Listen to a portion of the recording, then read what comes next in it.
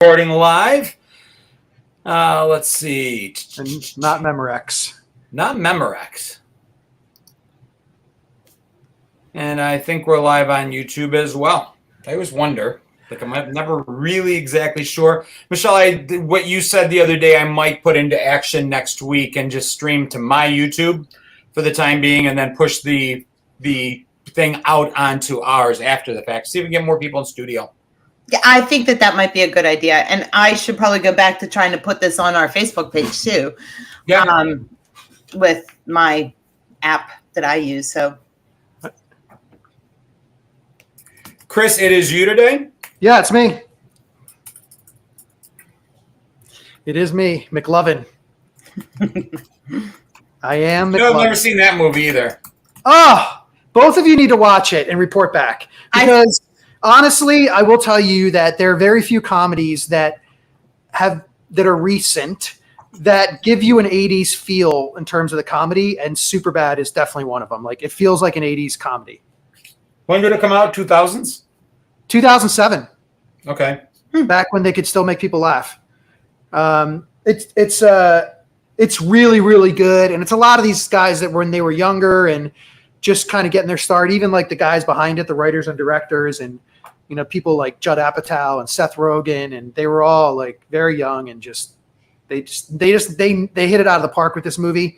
And you'll, even if because it's about a couple of dudes, Shell, you'll still relate to some of the situations they find themselves in. Everybody does, because they're just ridiculous high school kids. Mm-hmm. Yeah. So it's like I said, I saw it once, but I don't know.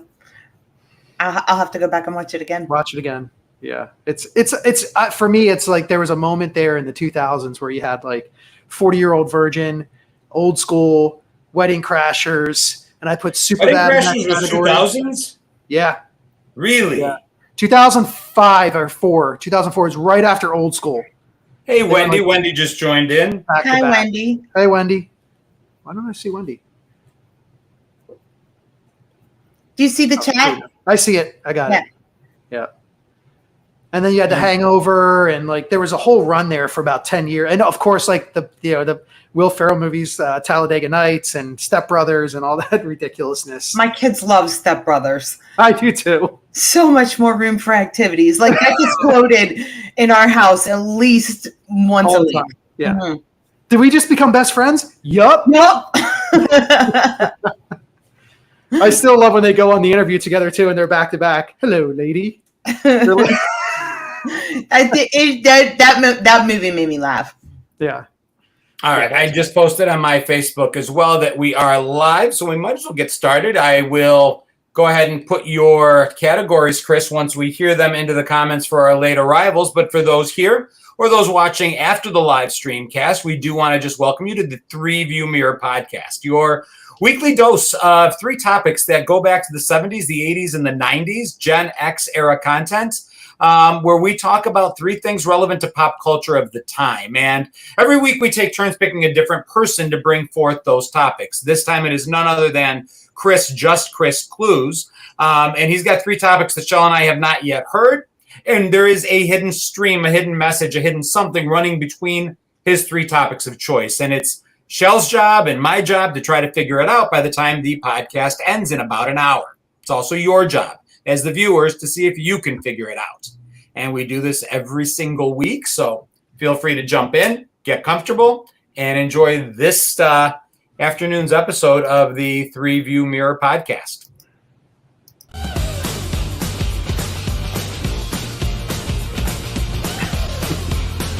I love this song. I do too.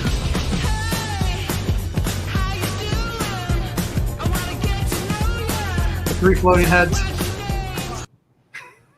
So my name is John Katrides. I'm better known as Gen X John across Facebook, YouTube, Instagram, TikTok, my social media platforms, and I'm joined by two of my friends. Shell? I am Rochelle O'Black, sometimes known as Gen X Shell, across my social media platforms. Come and give me a visit.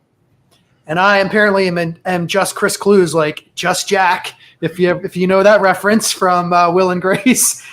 Chris Clues, I am a keynote speaker and author, talk about and write about the lessons that we can learn for life and work from 80s pop culture. Let's get started. All right.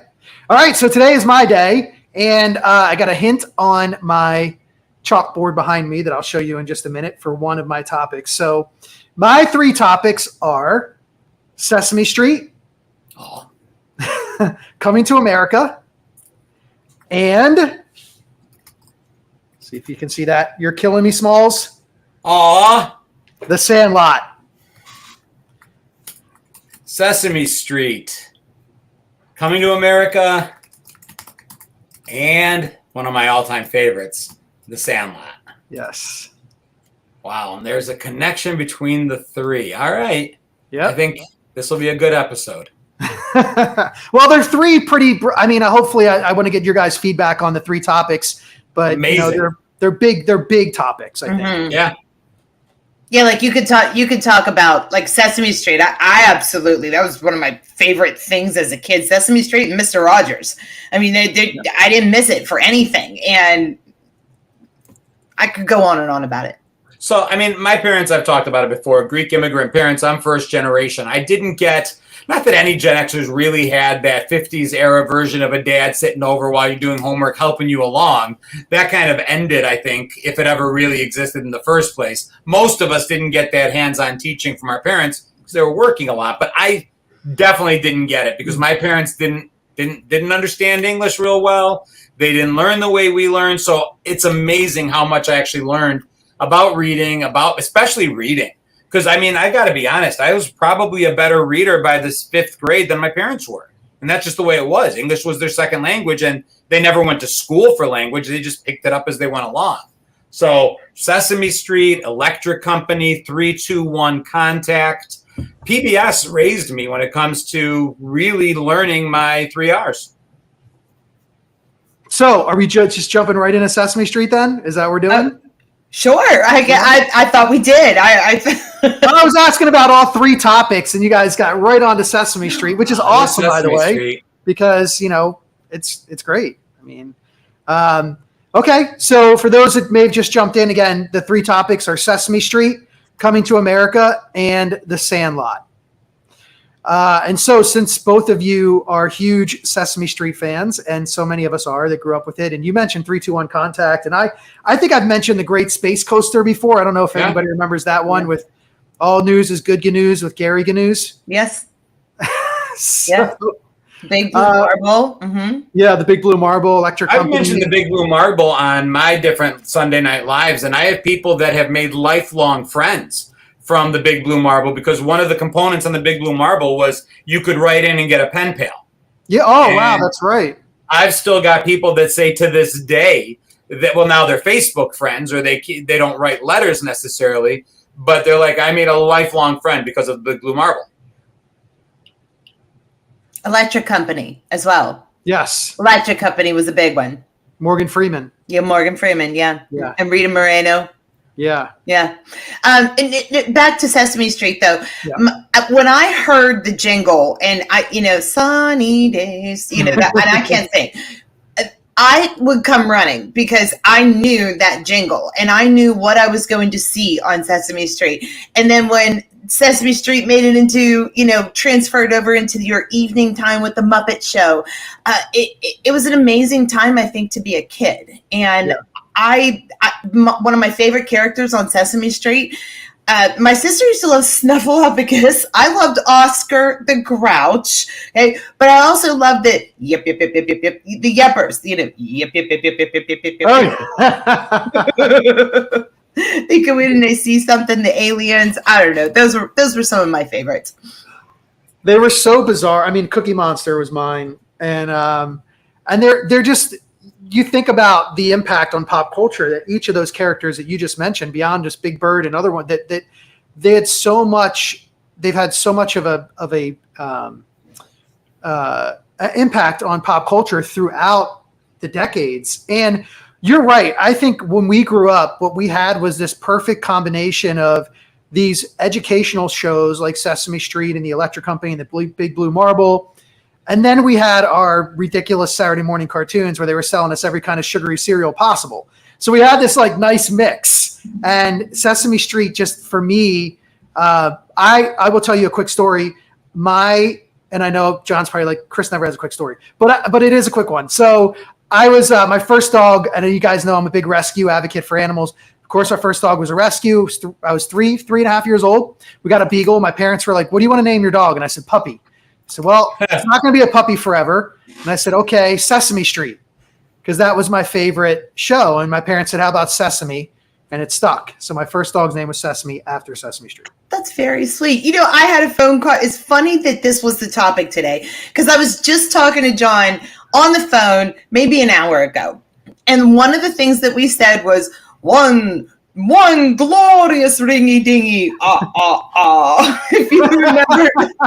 That was two glorious ringy dingies. The count. Yeah. So, we were latchkey kids in every sense of the word. And television and public service announcements and Saturday morning cartoon bumpers reflected that. If you want to take the adage, it takes a village to raise a child, it was because all we had was the village. Our parents were busy working.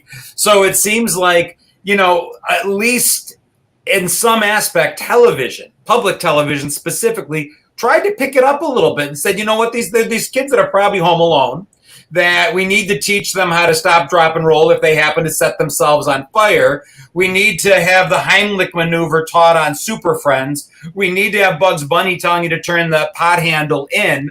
And we need Sesame Street to tell you that it's okay to feel what you're feeling. I mean, Big Bird really, and all of them, taught us not just reading and writing and arithmetic, but they let us know probably the only place we had to go in the 70s and 80s that said it's okay that you're feeling sad. Mm-hmm. It's okay that you're feeling these things, because nobody else really told us Gen Xers that it was okay to feel anything. I'll give you something to cry about. Somebody's got it worse than you. Trust me, and all of that stuff. I loved Sesame Street. It was incredible. You made friends with puppets. Muppets, we grew into our own because as we grew older, Sesame Street turned into the Muppet Show, which for people whose parents would spring for HBO, would go into Fraggle Rock. I mean, we grew up with these puppets. It was kind of cool that for at least us, we started with Sesame Street when it started and went straight through Muppet Show and Fraggle Rock. I loved Fraggle Rock too, but you mentioned HBO, and I want to go back to one point here, which was, and I don't want to speak for another generation, but it seems like our generation was the first generation to really have a television as a babysitter. And yes. we're talking about, it was the big console TV on the floor sitting crisscross applesauce, and you sat in the morning and this is what you did, or you sat on Saturday mornings. I don't think that the generation before us, they used TV as entertainment. For us, it was a babysitter, and we latched onto that. And, but I want to go to the HBO thing. One of the things that truly disappointed me in however many years ago it was that Sesame Street had moved over into HBO, and now it wasn't available for everybody. It was only available for paid subscribers. That really bothered me. I don't know what the status of it is now, but when it moved over to HBO, that I was like, you're taking that away from, a new generation of kids. I felt the same way when the Peanuts crew got bought by Apple. Yes. And but I don't know if Apple realized what they had done. They made it available to the general public. They saw the writing on the wall, because some of us were making scathing videos about how the fact that they were gatekeeping Charlie Brown, Christmas and the Great Pumpkin Charlie Brown. And I'm like, that's just wrong. Yeah, nobody gatekeeps the Great Pumpkin and gets away with it. No. I know. Andy said public TV never talked down to us. It never pandered. It made us feel noticed. Mm-hmm. Yeah. That sums it up perfectly for me. And that sums up Sesame Street perfectly for me. And, the guest stars too, because it was this little kids show shown on public television, but everyone and anybody from Prince to anybody could show up on it. I don't think there's any name I could mention in pop culture. Luke Skywalker, they all were either on Sesame Street, and sometimes I might get confused with visits to the Muppet Show, but somewhere in there, they were there. Sesame Street, you've made it when you are a human guest star on Sesame Street. Mhm. If you look at the list, you're right. I mean, I was looking at it earlier, and it's incredible. It's like Denzel Washington, Adam Sandler, Glenn Close, Robin Williams. I mean, if you throw a name out there of a famous actor, actress, musician, big time famous, Yeah. they were on there. Mhm. You just go like down the list of A's, just the people with the last name A, and it's like a who's who of famous people over the last 50 years. Yeah. So yeah, Incredible. it's incredible. They all And I were there. know everybody gets paid for appearances and stuff, but you have to feel like somebody taking time out to be on Sesame Street to see us kids, to talk directly to us on our show. Our parents not watching. They're not getting any of that demographic. It really was just us. I Yeah. have more Caillou episodes memorized, more Dora the Explorer episodes memorized, more Max and Ruby episodes than I ever want. I wish I could pour bleach in my mind's eye because I have those stupid things memorized, because a lot of us parents watched TV with our kids. My parents didn't watch those programs with me. I watched Dallas and Dynasty with them. They didn't watch Sesame Street with me. They were busy. Like I said, this was something that you could sit the kids down in front of, and you knew they were getting, quality programming. Usually, and cable wasn't even really a big thing, especially back in the 70s. I know we only got the UHF, which is where I think PBS was, and maybe 3 other channels on our dial TV. And so you could just sit down, watch it, and your parents knew you were all right. They just knew. That was when we had the bunny when we had the bunny years. Yeah. And we always have to bring up Friends in our episode. And of course there was the episode where Joey and Chandler, Joey was moving out and Chandler couldn't understand, he was upset, and Joey's like, "We're not Bert and Ernie." And so And then there was the 2000s thing that came out about Bert and Ernie. And again, everybody kind of wondered, what is their relationship? Nothing. Their relationship is nothing. They're Muppets. it was They're puppets. it was an innocent, yeah. Yeah, and I mean, even if no matter what, not passing judgment, it's innocence. No different than Kermit and Miss Piggy, I guess. Relationships are relationships. That said, that didn't play into it. They're literally just Muppets that were children that never grew up. Those Muppets never grew up. They were always kids.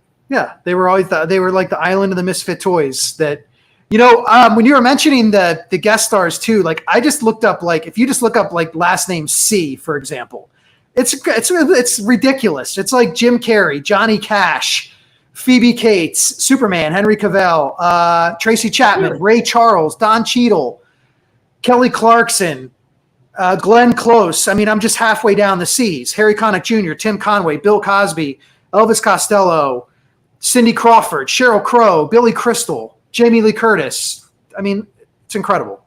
It's incredible. And I just want to mention, Andy also says, just before we move on, if you're getting set to move on, I love that the tradition continues. First of all, Sesame Street is still very much a thing.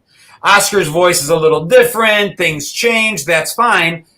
But it's still very much a thing. And then other programming has built on it. As much as I hated Caillou and Max and Ruby, Noggin, which Andy mentioned, was absolutely one of my favorites. When Z and Moose do their little songs and stuff, those are fond memories for me that I acquired through watching with my kids. So it's you can take Sesame Street, but then you can put it out to the broader UHF dial, very kid-friendly PBS that just babysat us. Shell put it perfectly. It was that aunt or uncle that was always there to watch us. Today's podcast is brought to you by the letter C. That's funny. And the number 12. No, I would argue that it's brought by the number 3. I like it. Yeah. Let's talk about the number 3. And somebody mentioned James Earl Jones as well, that recently passed away, how he was one of the first, I believe. I think he was one of the first celebrities. I'm not sure, but it was just, it's a powerhouse. It will always be a powerhouse. And, it's one of those things that they cannot take away from us, from our youth. I love it. Upside. Awesome. Yeah. Awesome. Okay. So we have Sesame Street. That's one down. The next one is one of my favorite movies of all times. And of course it comes from the 80s, and it is Eddie Murphy in his prime. And that is Coming to America. Have you both seen it? In the 80s. Oh no. Really, John? You've never seen it? No, but But I don't know why I've never seen it. I love Eddie Murphy. I've seen bits and pieces of it. If it's on, I'll jump in. I don't think I ever. What year did it come out? 89? 87, I believe. 87. I would have been a junior in high school. 88. Sorry, Years. 88. 88. So, and if it was in the summer, then I would have graduated already, looking forward to college. Whenever we're missing one of these blockbuster movies, it just seems like it's at a time in our life when something was going on that we just happened to miss it. It was always one of those movies like, definitely want to see it.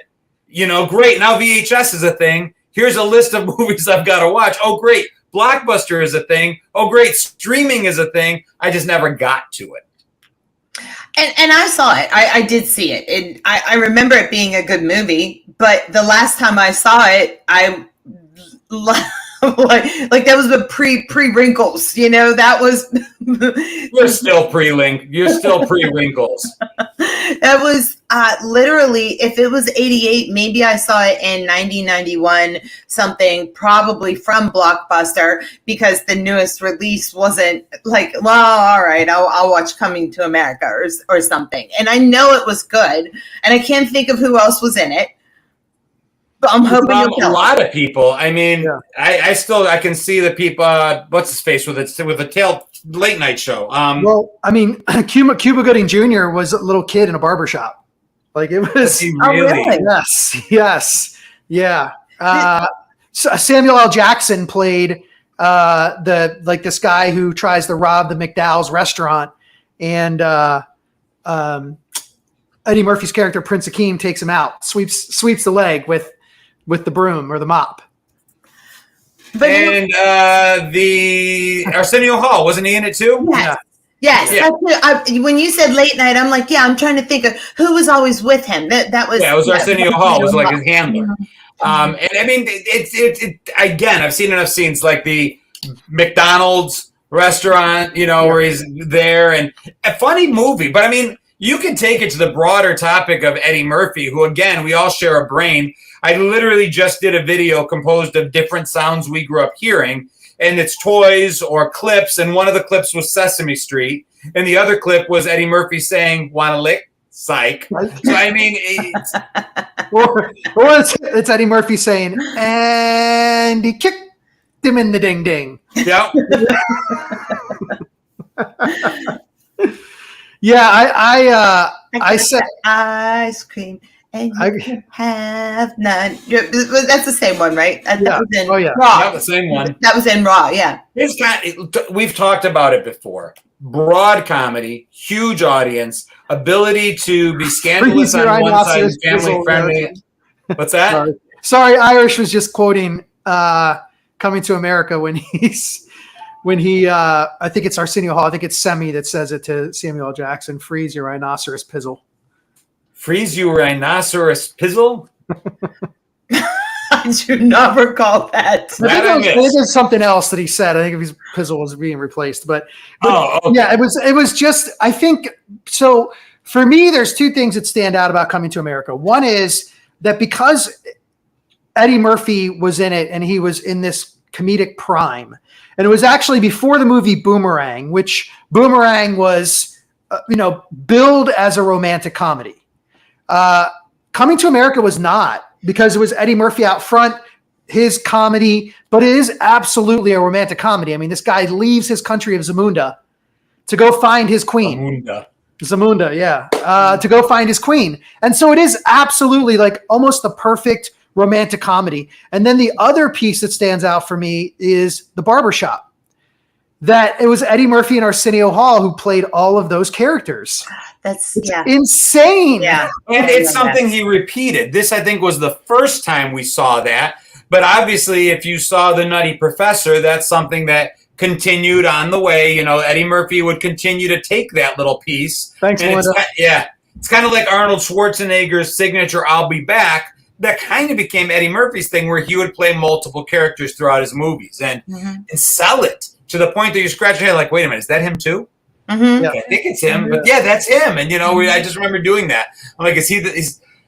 He even would do it on Saturday Night Live. One of the most iconic Saturday Night Live sketches when he's a black man going undercover as a white man to see what the world is like when a black person's not around. And that almost felt like it came on the heels of this because, again, it was like the same idea of just being able to transform him. And that was one of my favorite skits. He goes to pay for a newspaper. The guy's like, what are you doing? No one's around. We don't pay for things. I thought you were going to say is iconic when he played Mr. So and So's neighborhood. It wasn't Mr. Robinson. Mr. Robinson's neighborhood. Yeah, when he would come in, hello, boys and girls, and it was Mr. Rogers' neighborhood. That's the part that I was thinking of was as iconic. I still think about in the barbershop, you know, I don't remember if it was, maybe somebody can say in the comments if it was Arsenio Hall, I don't want to look it up, or Eddie Murphy that played the Jewish guy, the older Jewish guy. And what is this, velvet? This is beautiful. Like there was just, and they get in a big fight over who's better, Rocky Marciano or Joe Louis. And, you know, Joe Louis, 97 years old, and he fought Rocky Marciano. He's like, yeah, it was it's so good. And when that movie first came out, here's what the difference was for me in the 80s compared to today is that people didn't realize that it was Eddie Murphy and Arsenio Hall playing those characters because you only knew if you waited and watched the credits. There was no internet telling you that they were playing. And that's what I mean. I remember even after the fact, that clip, that was the conversation at school was that all of them? I remember people talking about that. That was like what entered, that was the water cooler talk after people had seen it. Even though I hadn't seen the movie, the talk was it Eddie Murphy? Was that them? Which one was which? I mean, it was convincing. Yeah, we didn't know. And there was no one to tell us. And there was I had no idea until probably, I think that was 88. I wouldn't say it was my sophomore year of college when I realized, which was 2 years later, that was Eddie Murphy and Arsenio Hall. And I was just blown away because I knew both of them were like supremely talented. But man, those characters, I don't know. This movie I love this movie on so many levels. It's one of the few movies where I can watch it from beginning to end. And there's not like 5 minutes where I think they could have cut that 5 minutes. They could have cut that 10 minutes. There's nothing. It's inappropriate much? I don't think there was anything in there. Because I'm trying to remember back. So many movies of the era, we look at them today and we're like, yeah. No, I don't. I actually think this one kind of behaved itself for the most part. Yeah. And considering it was Eddie Murphy. That's my point. He was like, pushing the boundaries anyway. But Arsenio Hall, this basically sprung him onto the scene too, and he got his dog pound and his show shortly thereafter, and so maybe it was just showcasing their comedic talent. They wanted to reach as broad an audience as possible and played it clean. Yeah, no, it's and Louis Anderson. I mean, I will say this. It's really unfortunate that they released Coming to America 2. I feel like they did it because they were starting the production, COVID hits, and for whatever reason Eddie Murphy played Saul, thank you. And for whatever reason, they released it, I think maybe because they had a captive audience at home. Yeah. And they thought this was a good opportunity to do it, but it was not a good movie. And it's unfortunate because the first one is brilliant. And to go so far away from the humor of the first one, just to push something out there, it was sad to me. It didn't, I don't know. I was disappointed in it. I wish they wouldn't have done it. I didn't even know they made a part 2. I didn't either. Yeah. Have you seen, did they release, I'm sure they did, and I just missed it. Another movie I should see. Beverly Hills Cop 2. Did they release Axel F on Netflix? I didn't see it. Axel F is great, though. It's very well done. I haven't seen it yet. Yeah, so it's out there. Mm-hmm. Yeah, it's awesome. Yeah. Coming to America 2 just felt like they got caught because, again, COVID hit. They were probably in the middle of production, and they just, they just released it. And I wish it would have. I think if that wouldn't have happened, they would have had a better movie. That's just my opinion. Okay. But I don't want to harp on number 2. Melinda said very sad. No one wants to harp on very sad. Am I very sad, Melinda? Or is no? It's sad that they released it and it wasn't a good movie. I'm thinking. But apparently, Melinda's a big fan of Axel F, so I'll definitely watch that. Maybe tonight. Yeah, it is good for sure. Yes. Yeah, so Coming to America again, it was at a time when we were talking before the show, before we came on, we were talking about the window from like 1999 to 2010 and how there were just these brilliant comedies, and Superbad being one of those. But we were listing them off: Wedding Crashers, Old School, Step Brothers, Hangover, all the Will Ferrell movies, American Pie. Like, it was just 10 years. The 80s had that as well. I mean, this was an amazing time for comedy movies. And Coming to America rises to the top, I think, in some very tough competition when it comes to comedies in the 80s. Well, there was a renaissance of what they called Harlem humor, too. Harlem Nights came out, where it was led by black actors, and they were able to get great writers, and they were great actors, and they were able to put out an amazing movie. And it just brought a new audience to that culture. And before that, you really hadn't seen it. If there was, it was they weren't getting top billing, or they weren't getting the best production, or they weren't getting the best storylines. The 80s really saw like a renaissance of that. And I mean, you saw so many different actors coming to the front. And I love that, whether it was in movies or whether it was in TV or whether it was in music. Kids talk today about diversity and just what a wonderful thing it is. And I'm like, it is a wonderful thing. But don't think that it's just starting today, because it's been the idea of diversity, of accepting different cultures, of showcasing different cultures' talent and humor, been around since a good long time. And we did it back in the 80s. And I don't think that enough young people know that happened back then. Because we didn't also have social media or anything to go around bragging about how, either something is diverse or is not diverse. We were just talking about this a couple of weeks ago when we talked about female-led in the 80s as well, like when we were talking about 9 to 5. I agree with you, but we just didn't go around making like, look at me. It just was. It just was. It was the same thing with when we talk about like Boy George. I mean, Boy George broke boundaries back then, but nobody really. I mean, we were like, that's cool. He went around singing his music. I celebrate that every chance I get, especially with young kids who are always looking. And I think they look at our time with a critical eye, and they look at things that are complicated, or what's the word they use? Inappropriate. They look with a critical eye on some of the things that we did. And some of it, we've evolved beyond it. It's what it was then. Mm-hmm. I get that but there's a lot we did back then that was groundbreaking and amazing and incredible. And we didn't ask for a participation trophy because we participated in that. It was just the right thing to do at the time. Irish mentioned Tim Meadows as the ladies' man. I just had to throw that out there because the ladies' man is super underrated. It's such a good comedy. And Tim Meadows, by the way, super underrated again, because I think of the time that he came up on SNL, there were just these massive names, which also contributes to a lot of the 80s movies, Eddie Murphy being one of them. We think about the Saturday Night Live cast back then and where they went in terms of the movies and the influence they had on the 80s. John Belushi and Dan Aykroyd and Chevy Chase and Eddie Murphy and Tim Meadows. And I mean, wow, like they dominated the box office, all coming from SNL.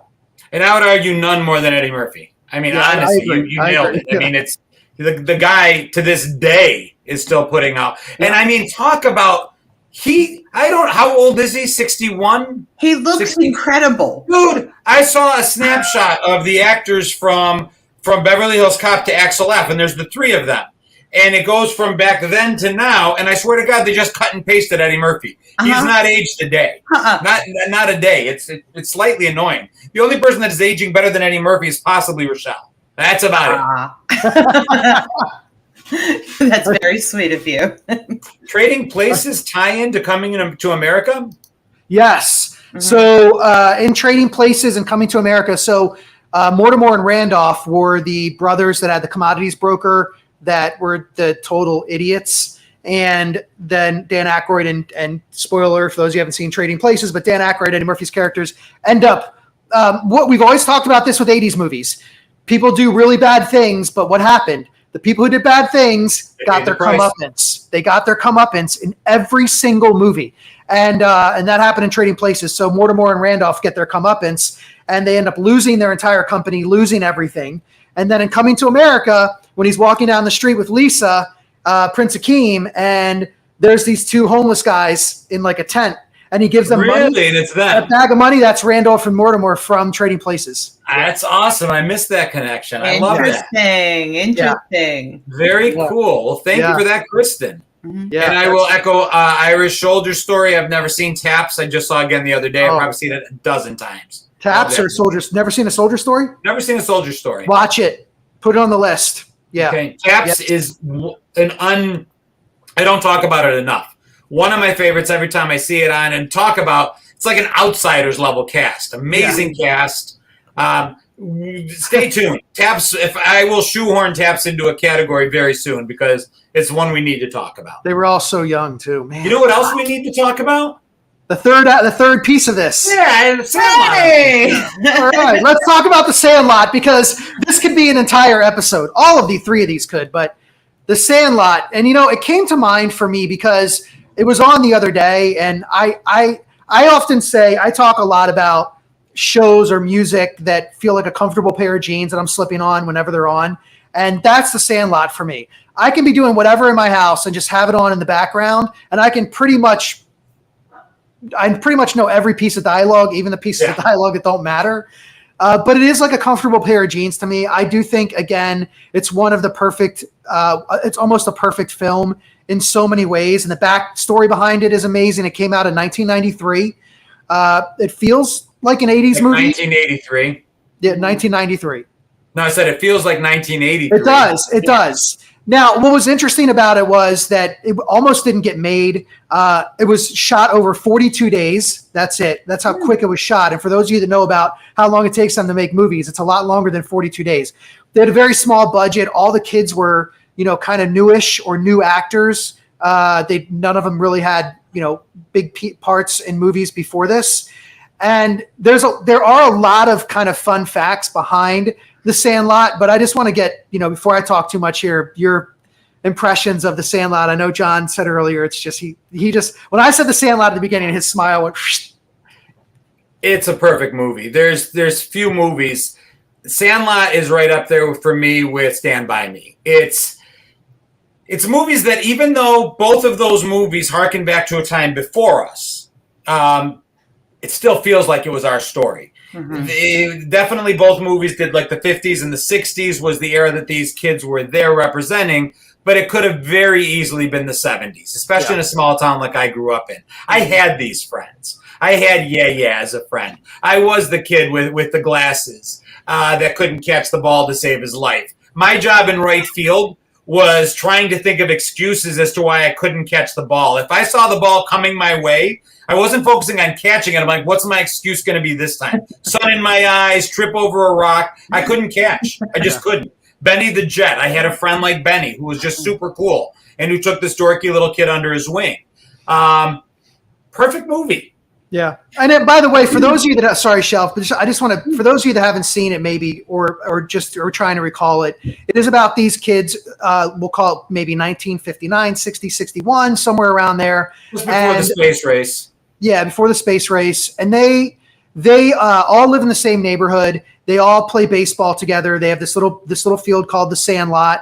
And then this kid, Scotty, moves into town, and he's the kid that John was talking about that really isn't a really good athlete, but he finds his way over to the Sandlot and he gets involved with them, and he ends up swiping his stepdad's ball, who played by Dennis Leary. It's a signed Babe Ruth ball. They use it, they lose it. He doesn't know who Babe Ruth is. He thinks Baby Ruth. It's a lady that signed it, and they all go crazy. And now they're on this candy bar guy, to get the Babe Ruth ball back. So yeah, okay, there you go. It's about fitting in. It's about life.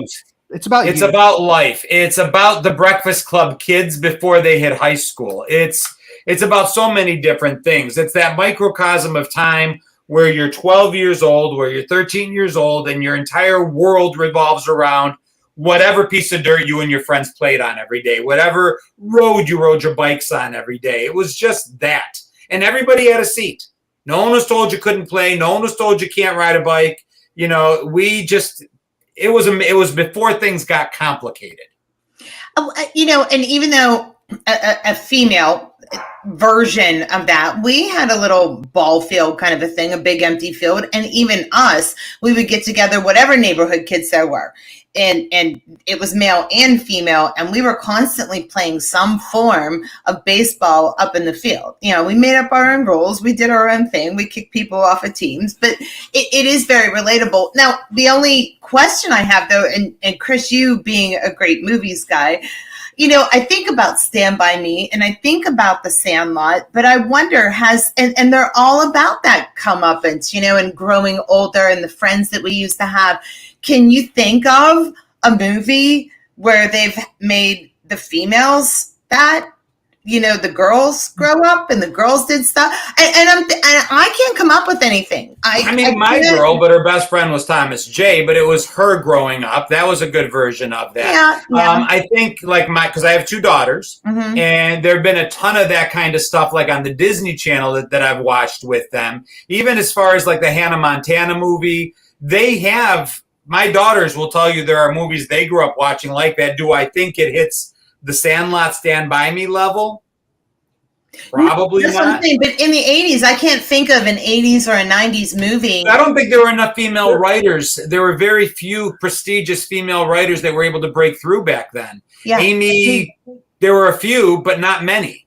I don't think there was that many to tell the story. I think to your point, I think Shell, I think a lot of those stories happen in high school for the girls rather than the boys who are 10 or 11 or 12. So Clueless, for example, I would have to, it's a good question because I don't think there are that many, but if they are, they're later on in life. They're in high school. They're not, or even later. It's not elementary or middle school. Tomatoes. Yeah. Female-centric movies, but not around 10, 11, 12 years old. I mean, there's ones like Little Giants where the girl was the quarterback. Was she the quarterback? Right. And those kids were all growing up in a neighborhood. And so, but that's a great point. I don't know if that there is one that you could say. I absolutely getting it back to this though. I love the relationship between Benny and Scotty. Yeah. Scott. Yeah. Yeah. I absolutely loved that relationship. It lasted their entire lives. Scotty Smalls, you're killing me, Smalls. Yeah, it lasted though their entire lives. You get to see a snapshot at the very end where Scotty's a commentator and there's Benny running the bases down below, and they're still there. They still have that relationship. And again, tying back to Stand By Me, it was like that was the sadness in Stand By Me. He lost touch with even Chris by the end of the movie. These guys kept that together. I thought that was really cool. Yeah, that's the part for me at the very end. When he's talking about where all of them went. And then the one kid, Bertram, he's like, Bertram, you know, he got caught up in the 60s and we never heard from him again. You know, and I do want to point out too, that what's kind of funny is that if you think about, we've talked about this before too, when I was growing up, and I can speak for the guys, Shell, maybe you can speak for the women here, but for guys, our friends, your nickname was based on something that was awkward about you. Yeah. That was your nickname. That whether it was your last name that was weird, or you know, like Hambone, they had Hambone. You know, the catcher, they had Yeah because he always said Yeah. Squints with the glasses. This is what we did as boys. We found the most awkward part of you, and that was your nickname. What was your nickname, Chris? Mine, because my last name is so easy, Clues. It was always Clueless or Clueser. It was Clueless for a long time. And then when Beck came out with the song Loser, everybody was like, yeah, I'm a Clueser, baby. Yeah. All right. I made it all through school without a nickname. Jono showed up in college. A couple camps and stuff that I went to, I got hit with the Greek thing. A couple that getting the nickname Zorba. Zorba. What about you, Shell, with the nicknames for women or for girls when they're growing up? Listen, if girls would have nicknamed each other things like that based on something with an appearance, there would have been a knockdown, drag out, or massive amounts of rumors spread about the opposite person because girls just don't operate like that. We don't, and it's funny. I'm telling these two guys this who, you know, we're all in our 50s, and you know it. We never would ever call someone like, you know, I mean, we would do it behind their back. We had this girl, we used to call her Uniboob. I mean, but she was, because she had like one that went the way across. But that was behind her back. See, that's a thing. That's a thing. Uniboob is a thing. It was behind her back. It wasn't the things I learned on this podcast. That's wow. All right then. Yeah, I would not want to listen. Just having two daughters, having an outside father's view into what life is, especially 7th grade. My youngest is right in the thick of it, and I learned very early on that evil isn't made; it's born. And if you want a front row seat to evil at work, be at a 7th grade sleepover with an odd number of girls. But anyway, favorite character in the Sandlot. Who's your favorite?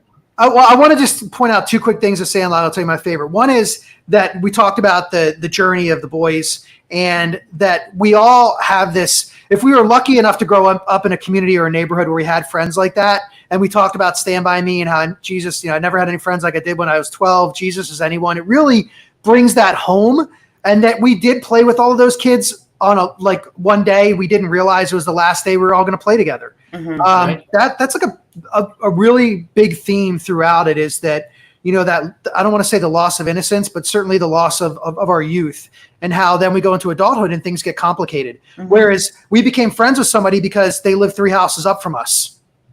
We weren't choosing our friends based on ridiculous personality stuff in high school or anything else. We were choosing our friends because, hey, you live 2 houses up. You must proximity. be cool. All right, let's hang out. Proximity made your best friend sometimes. Yeah. So my favorite character, God, I mean, it's hard for me to pick, but I have to say Squint, because he took the dare.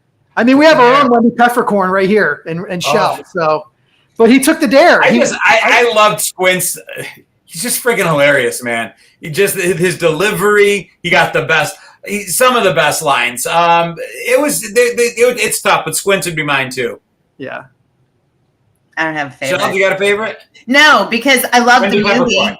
I love the movie, but and I think that's why I asked the female question, is because I didn't identify with it as much as, say, you two did, because it just wasn't particularly my story. The word again that Chris used and I used earlier, this is a movie about life as kids before stuff got complicated. Yeah. You hit that middle school. Once you hit 13, I think it happens earlier for girls. Us guys developed a little more slowly into it. Maturity levels change differently. I think girls mature more quickly. I'm looking at my 12-year-old. I'm like, I was not that mature at 12. But for guys, that period of time before you hit that 13, 14 is just amazing. It's crazy. Yeah. I love these movies because I love that period of time in my life. And it's also about adventure. I mean, this whole movie is around them trying to get a baseball bat that was signed by Babe Ruth. And the entire movie is all of these different things they try to do. And it reminds you of the adventure that we had when we were kids, and that something as simple as like riding your bike and walking into the woods was an adventure. You could create anything you wanted. And not that kids can't do that today. They absolutely can. But there's so much at their fingertips now. There's access to so much. We've talked before about how, it was different. The celebrity thing was different back in the day because we didn't have access to 54,000 images at just typing in their name. And so it's different now. And I think that's what the Sandlot was showing us was, think about the Beast, what they had as their idea of the dog, the Beast, and what the Beast turned out to actually be. That's what I miss so much about my youth. The connections to the Sandlot continue too, because the same thing with the junkyard dog, what they imagined versus what it was, and it's just how big things got in our imaginations back then. And then speaking to celebrity, do kids look up to celebrities the way that these kids looked up to Babe Ruth, the way that I looked up to a Michael Jordan? Because we didn't know everything about them, because we weren't able to take a look into their private life and see their failings and have TMZ showing us when they're doing this, that, or the other thing. We really held them up, for better or worse, to this iconic status. And the fact that when Scotty had no idea who Baby Ruth was, they're like, the great Bambino. I'm like, how can you not know? And that's what, Babe Ruth, I mean, you said about the heroes, and that there's a great line that's delivered by the Babe Ruth played by Art LaFleur, who was also in Field of Dreams, by the way. Yeah. But he says, remember, kid, there's heroes and there's legends. Heroes get remembered, but legends never die. Follow your heart, kid, and you'll never go wrong. Like, that's such a great line. Mm-hmm. Great lines. Yeah. Somebody mentioned, hang on, The Night Game, Kristen. The Night Game, when they were still kids, that 4th of July, where it's the neighborhood in the cul-de-sac with everybody cooking out and the sparklers, and then they run out to play baseball at night, and the fireworks on the 4th of July. That is as Americana as it gets. Mm-hmm. And I would throw a question out there to everybody. If you would think that for me, the two most iconic Americana scenes, at least for me, in movies, and I'm not talking about ones that are like, super serious types of movies, it would either be the over the top would be the Sandlot, that scene, or in Rocky IV when Apollo comes out. Because, by the way, in Sandlot, Ray Charles is singing America the Beautiful. Yeah. What they're doing. I mean, and that in itself is awesome. But then in Rocky IV, you had Apollo Creed coming down all in the 4th of July, red, white, and blue. And James Brown is singing Living in America. Like, I don't know. Like, which one of those is more Americana? They're both pretty awesome. Sandlot takes the win for me. Okay. It's an amazing scene. And I mean, I've said before, I used the quote that there were certain summer nights that even the streetlight rule was waived. And for these kids, this was one of those nights. It's a summer night. It's a special night. Streetlights are on. You don't have to be home. Yeah. And those are some of the, playing Ghost of the Graveyard in an actual graveyard at 12:30 on a Saturday night in the middle of summer. Mm-hmm. That's a great memory for me. Flashlight tag at 11:30, in the cul-de-sac. Parents are like, all right, whatever. Just don't make too much noise. Don't wake anybody up. And when you got that approval from your parents and you come all running back out and you're like, they all said it's okay, we can stay out. That was that night. And see, when I was younger, small town America, we were allowed to do that quite often. The streetlight rule didn't apply in the summertime almost ever, but there was one key bit to that made that possible. And it wasn't that it was the 4th of July or that people were getting together for barbecues. It was just simple front porch sitting. I mean, there were in the neighborhood that I grew up in, people were sitting on their front porches all the time. You could walk home at night and half the houses had someone sitting out on their front porch. Now we have back decks and things. I get that, but I think that's another thing that made that possible. Yeah. Yeah, and that's a really good point as well. I mean, both of them. I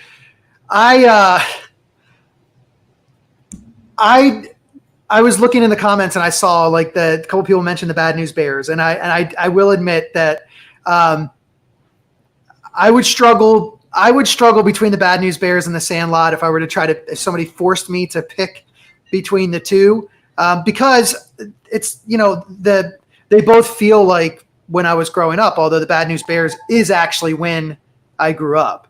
And right. I don't know if there's a better character than Tanner. I mean, just that was Walter Matthau. No, I agree. Correct? But to me, the movies feel different, so I don't have to choose. They're different categories. Yeah, that's true. That's true. Yeah. One was about growing up and one was about baseball.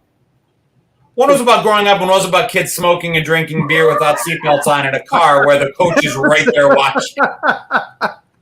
Yeah. That's a good point. That's the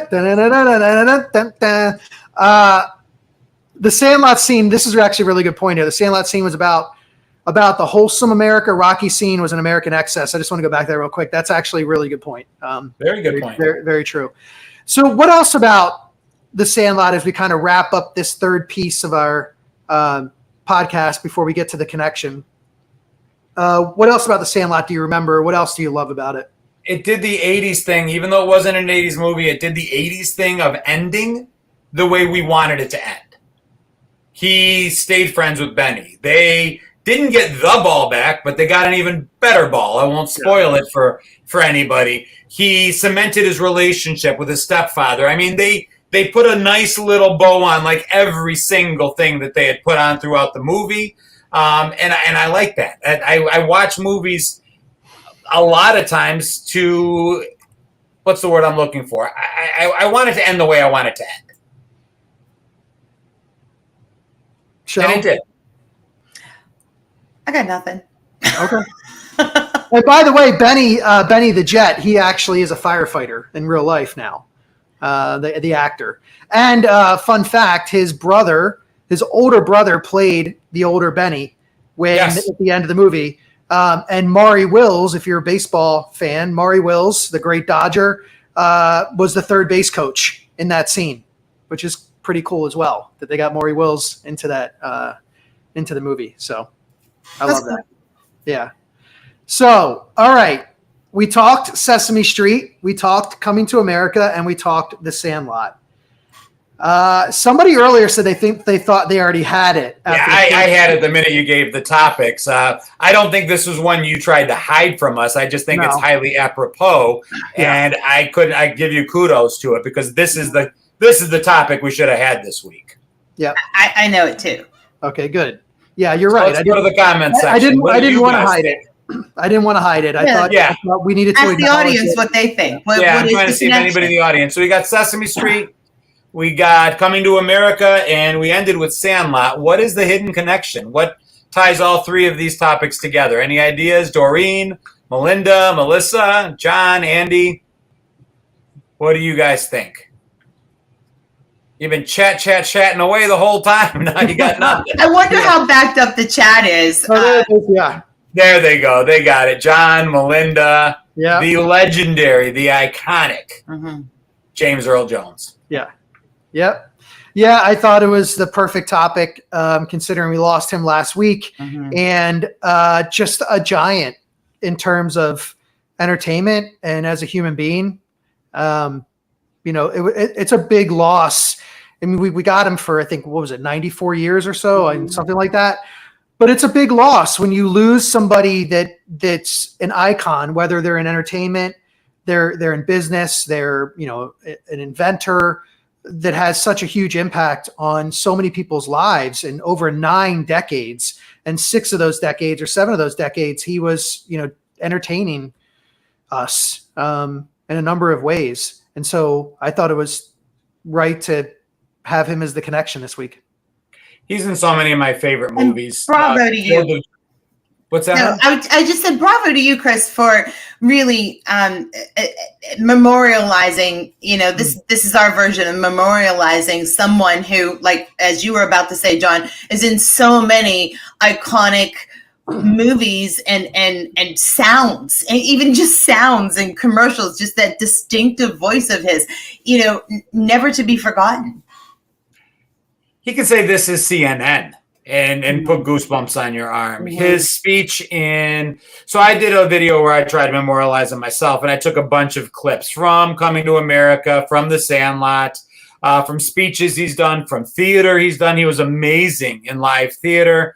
At the end of the day, I just ended up, I ended up clipping part of his Field of Dreams and just went with that because that's the one that hit me the most. He summed up baseball, and it may have been somebody putting their words in his mouth, but I don't care. He's the one who delivered it. And that speech summed up everything I've ever loved about baseball. It's the reason I want to go to the Field of Dreams on a vacation. And the reason my wife's like, yeah, no, we're not taking a family vacation to Iowa. It's not happening. But James Earl Jones, Luke, I Am Your Father. I mean, iconic, iconic. And the man's known for what? His number one feature is his voice. He had a stutter as a kid. He had to overcome that. I mean, it's so ironic. Yeah, and somebody, John, I think, pointed out that he was also, there you go, he served his nation. He was a humanitarian. He also was one of a handful or a few people that actually achieved the EGOT, which is the Emmy, Grammy, Oscar, and Tony. I mean, that's big. That's impressive. And the Sesame Street thing is cool too, because he was the second.